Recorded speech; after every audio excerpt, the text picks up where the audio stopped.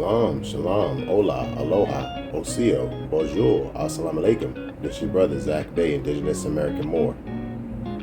Do you have questions about claiming your nationality? Are you confused or hesitant on how to get started or where to get started? Resources on what to study? Questions and answers? Maybe even a question on where to purchase an authentic fez. Help me help you. Book your session below. Use keywords Moorish nationality.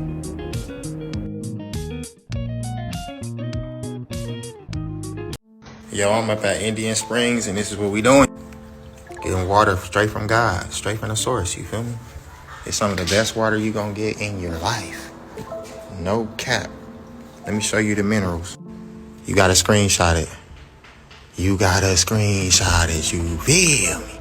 And it's coming straight from the bottom, underneath the ground. I'll show y'all the layout on the informational guide on the way out, but it's called egg water, sulfur water.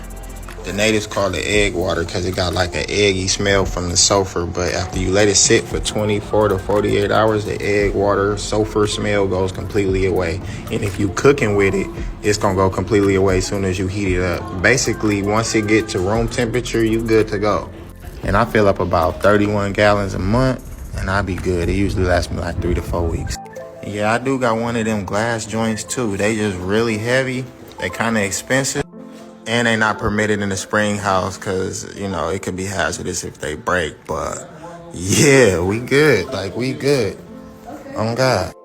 Bottled at the source. This is what wealth look like for real. Just being able to have access to stuff like this. And, yeah, I'm going to top off all those jugs. Don't trip. That's what these little ones is for. We'll be right back. So you got to let other people go. You only can fill up like 5 to 10 gallons at a time. You got to let somebody else go. So while other people filling up, let me show y'all what the underwater situation look like. So this is Indian Springs, Georgia, Indian Springs State Park. First discovered in 1733 by the Creek Indians. This is what the water look like. It's coming from the river. It's a river on both sides. One over there.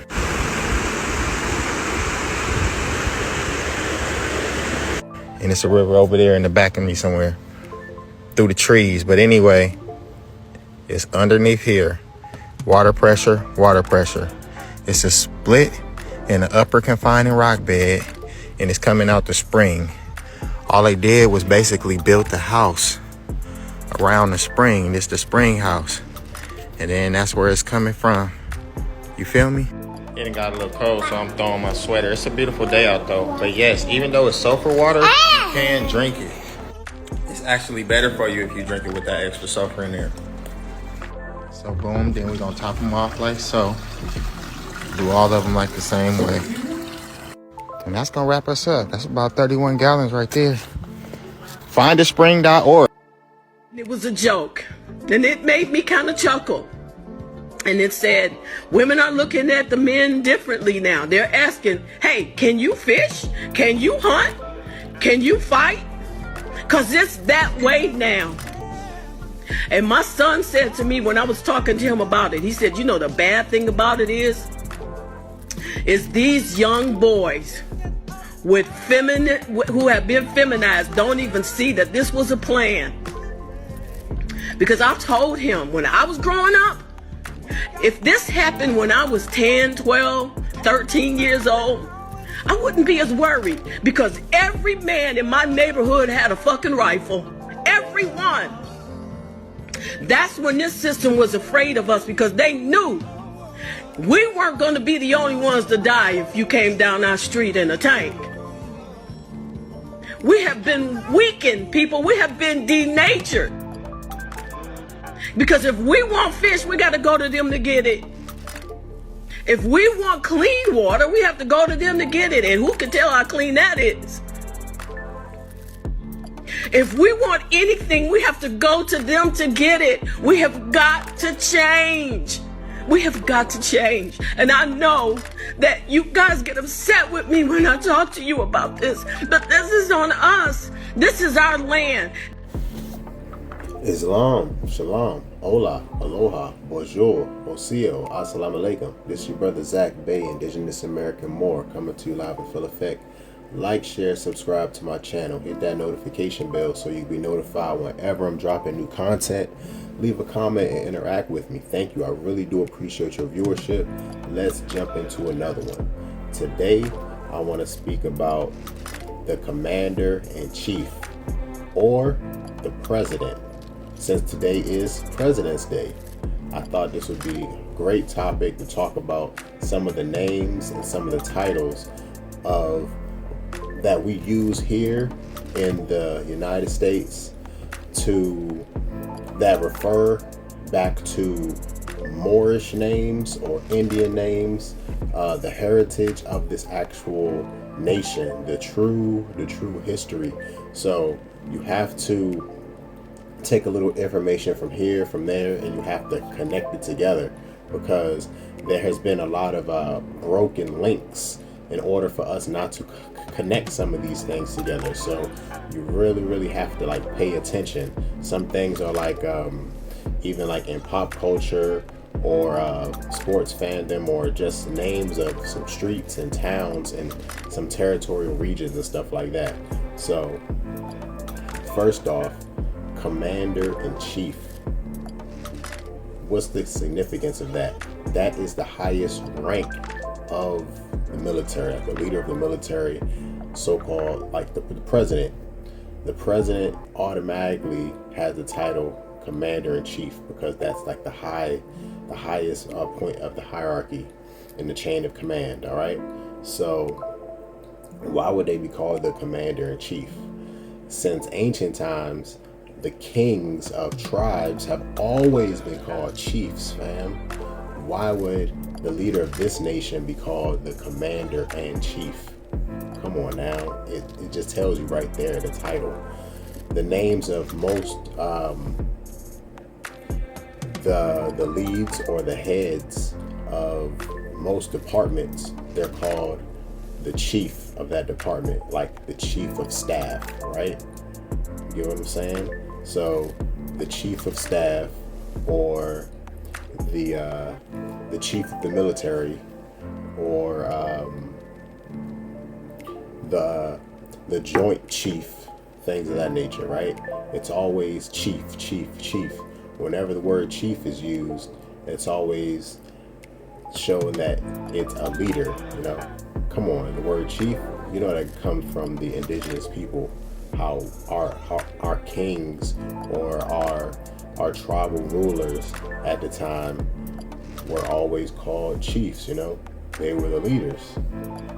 So of course the leads in these different departments are going to be called chiefs, because this government came from this nation adopted this government from the people who had this government running, who had a government over here running before they got to establish the 13 colonies, fam. The Continental Congress. Who was controlling the Continental Congress, fam? The Moors. Come on, you have to know the history. I'm just trying to piece some things together. But that's not the only one. All right, so we have the Commander-in-Chief, we have the Chief of Staff, we have Joint Chief, and then the names of different towns and territories. Come on, there's places called Mooresville. There's places called Moorestown. There's different places called Seneca Valley, Shenandoah, the Shenandoah Valley, Seneca Village. We have Orinoco Street. We have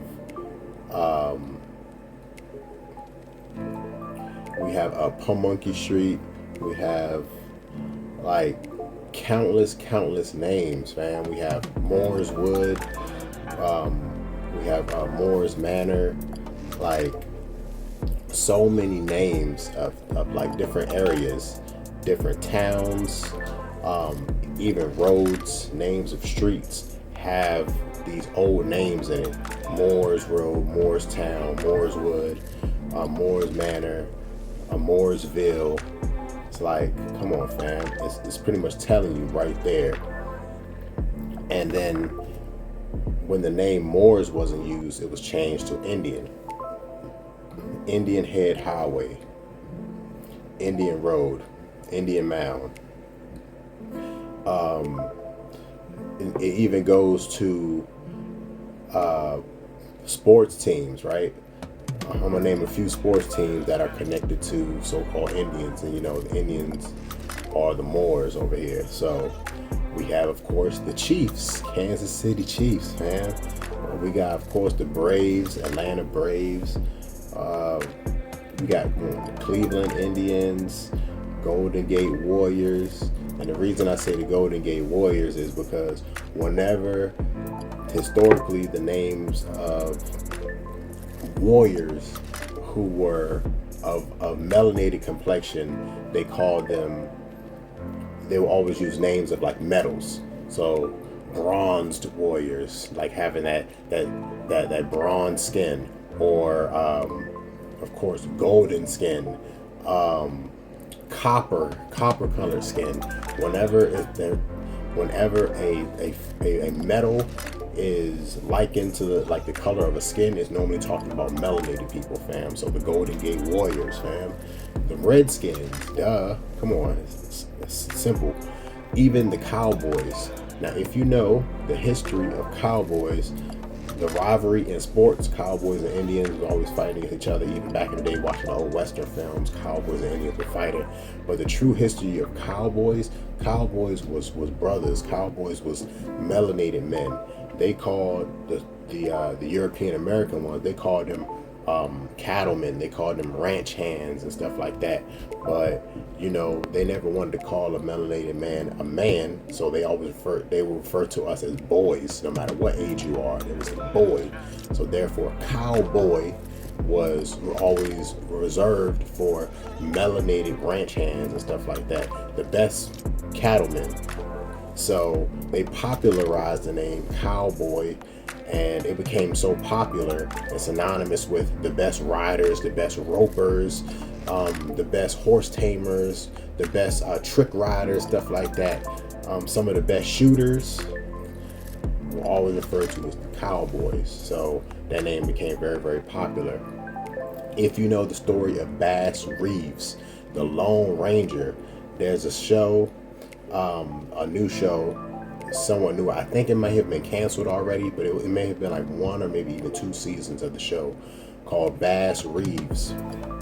But it shows how this brother, who later on became known as the Lone Ranger, and then they had like the whole Western series about like the Lone Ranger, if you know what I'm talking about.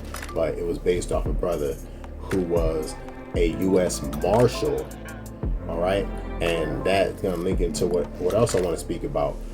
The Marshals were created back in 1789, and they were like the first hired gun for the U.S. Army. All right, for the U.S. government. All right, they were like the first hired gun, the first muscle for the U.S. government. And a lot of these marshals were ex-sheriffs.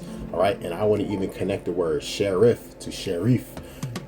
The ancient sheriffs that go back to the founding of Islam, and then those were peace officers who were supposed to keep the peace, regulate certain territories, keep the law, men of law. So sharif and sheriff, the same exact thing. And then that traveled through time to the Middle Ages of England. They had sheriffs there, and then from the Middle Ages of England all the way over to the colonial states of America, fam. And that's how we even have sheriffs over here. Come on now. So from connecting the names of towns, roads, territories, cities, sports teams, the heads of government branches or cabinets, even to the head of state, the commander-in-chief, fam. All this links back to the Moors. All this stuff links back to the American Indians, fam. And even more sports teams. I want to list even the Buccaneers. Now, I want to talk about why the Buccaneers is linked to the American Indians and the Moors, because the Moors were known to control and dominate the high seas, fam. The Moors were known to traverse the waters of the Caribs, seamen, men of the sea. So, great navigators, great explorers. So, very, very capable on the open seas, fam. So if you look closely, you'll realize what color is the flag of the Buccaneers, of the sports team. Is red. It's a red flag. Now, I spoke about this before, the term like red flag, how it's like an alarm on the high seas. When we controlled the high seas before, when the colonists were trying to establish the 13 colonies over here, they did not have safe passage back and forth to the to Great Britain. They didn't have safe passage back and forth to Great Britain, over to like Spain and Portugal, all that stuff. Right. So whenever they would travel back and forth, they had to be wary of Moors on the high seas. They called them pirates or privateers, fam. Like, that's why there was such a banning and an outlaw of pirates, of so-called piracy, because the Moors controlled the waters, all the waterways, the high seas. So whenever they would be out on the open ocean and they would see a vessel approaching with a red flag, they would be like, high alarm, high alert, red flag, the Moors are coming. Nobody beats the Moors. Like, they was panicking, fam. We had them paying tribute to us since day one. Like, I'm trying to tell you, we had stuff on lock over here until some people sold out. Some dirty Moors did some backhanded, behind closed doors deals, selling other people out. Come on. So, a lot of trickery and deceit. But I digress. So, besides all the sports teams, I want to talk about how, since this land is naturally and divinely ours, it was this concept that the colonizers used called manifest destiny. When they came over here, they thought it was their destiny to control and conquer this entire land, this entire continent, with the belief of manifest destiny. They thought this was their land of milk and honey, the land of the free, the home of the brave. They thought the land was just free because our people were so kind, so generous, so abundant, so loving, so caring, that we took these people in. We adopted them. We taught them our ways, our customs, how to survive here. And as soon as they learned how to survive here, they started killing off our people, fam. They started doing deceitful, treacherous tactics, using one tribe against another tribe, because they didn't have the numbers over here to completely control and dominate the indigenous population themselves. They used some tribes against other tribes. They were constantly breaking treaties. They would make treaties and deals after a battle or war, and then they would get some reinforcements, and then they would come and completely break the treaty and kill, slaughter, pillage, and just be barbaric and savage and enslave the indigenous people, fam.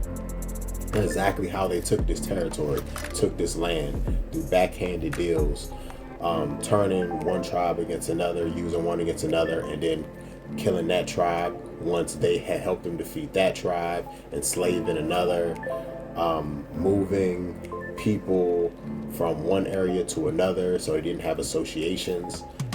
It was really, really bad, fam. But everything over here is divinely ours.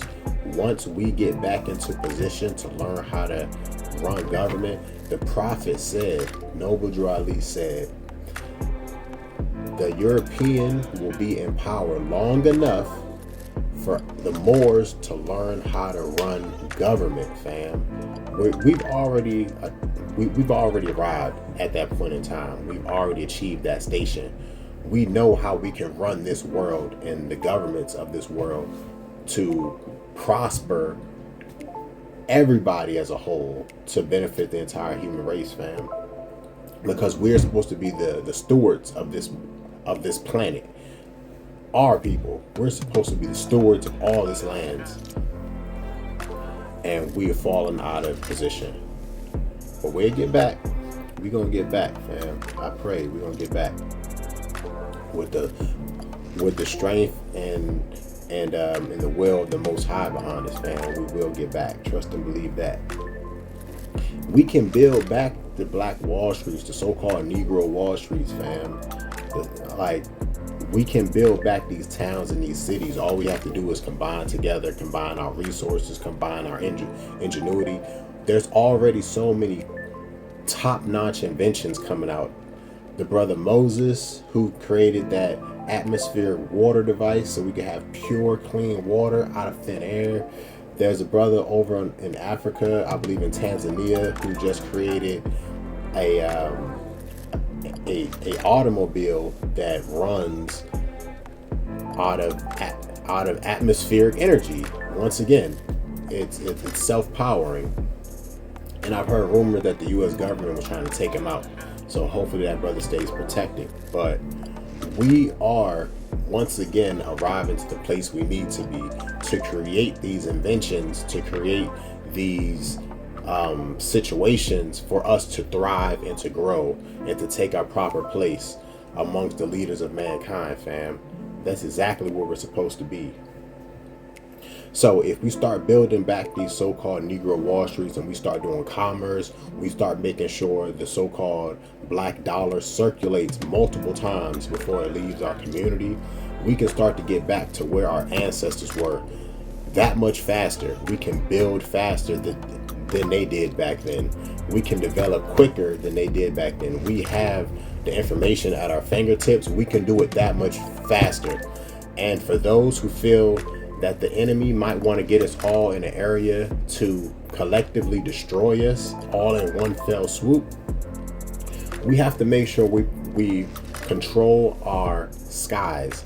We can't let them potentially use, I doubt they will use the tactics of the past. Mobs of European Americans coming in armed, dropping fire bombs from planes, or trying to use dams and floods to destroy our cities and towns. Right?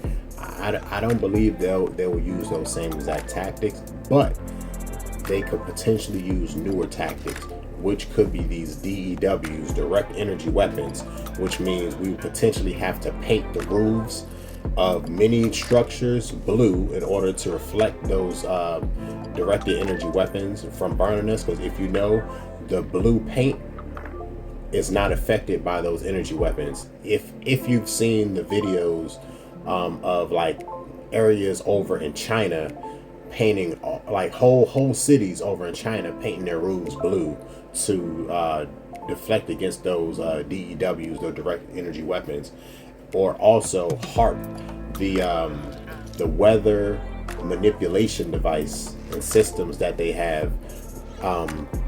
So we'll have to make sure that we have very large cloud busters in place around our cities and towns, fam.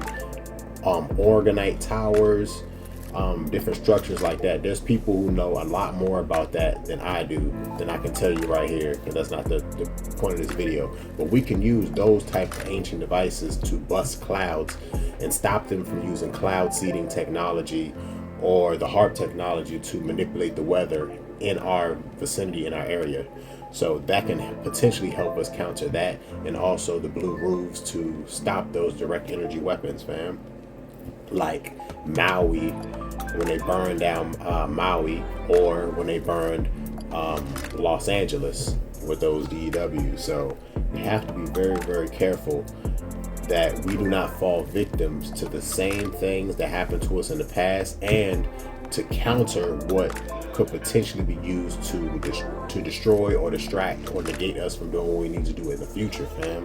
So those are just a few of the ideas I have to potentially protect us from those potential mass destruction devices, and of course stay away from those like 5G towers. We wouldn't even have to get those connected in our areas. Also, I want to speak about the Honorable Marcus Garvey, fam, what he was trying to do back in the day.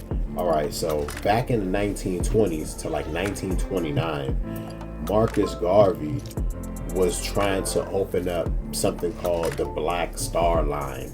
So it was a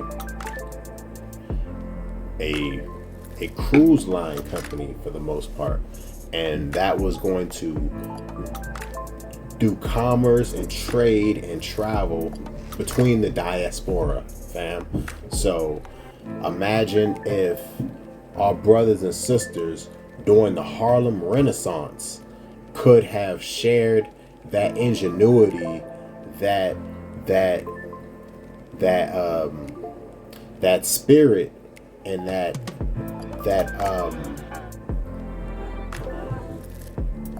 energy to all of our brothers and sisters in the diaspora, all the way down in the Caribs, to Brazil, to Haiti, to Jamaica, to Trinidad, Tobago, to Grenada, even across to the continent, to like Nigeria, Ghana, Morocco, Mauritania. I'm saying we could have had back in the 1920s, fam, if that Black Star Line had actually survived and was able to operate from that point in time all the way till now, that would have been 100 years strong.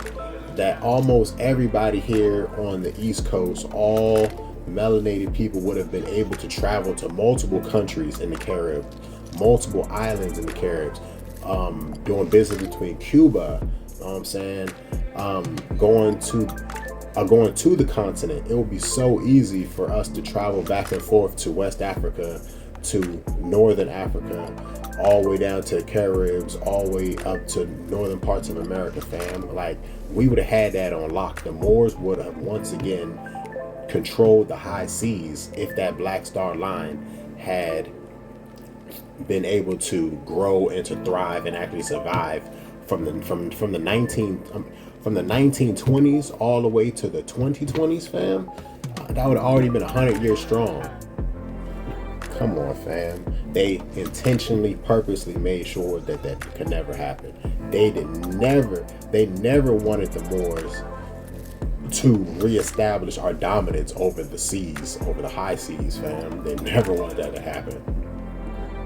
The same thing about the airmen, the sea and the air.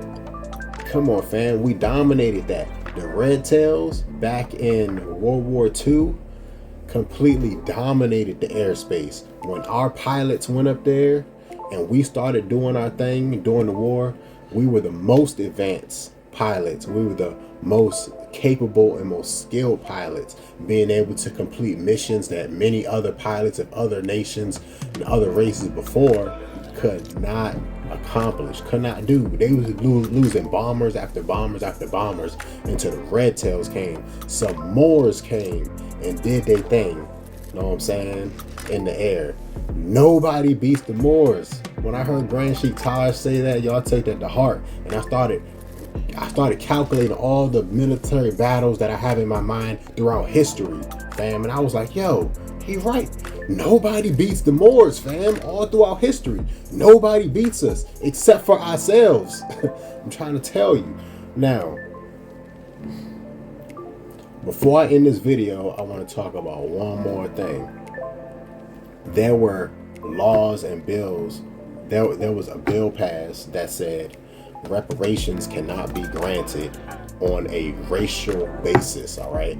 It's wild how whenever reparations is talked about, they always come up with a study. We're going to study the effects of us potentially giving reparations. A study comes out, but yet they immediately pass a bill that would stop them from ever paying that back, fam.